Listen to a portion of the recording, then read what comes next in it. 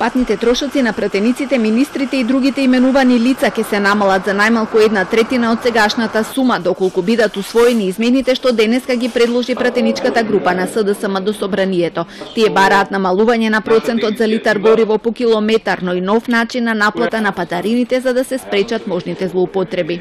Овој надоместок што го добиваат пратениците да се намали најмалку за половина. Односно, неговата висина од 30% да се намали на 15% од цена на литар гориво по изминат километар.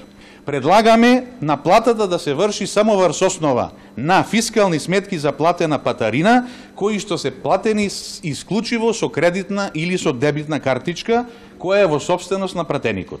За ова ќе треба да се измени законот за плати и надоместоци на именуваните лица, како и законот за пратеници. Според актуелното законско решение, во двата закони е предвидено плаќање на доместок за користење на автомобил во лична собственост за службени цели во висина од 30% за литар гориво по километар.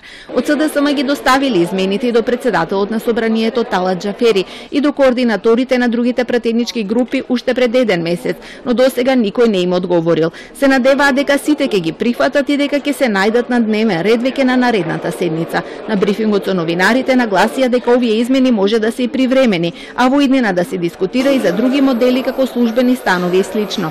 Компаративната анализа покажа дека од државите во регионот Македонија исплаќа највисоки суми за патни трошоци на пратеници. За 6 години од државната каса се извлечени близу 5 милиони евра за оваа намена. По просек тоа се по 40.000 евра за пратеник. Некои пратеници само за 4 месеци инкасирале по 4.000 евра за патни трошоци.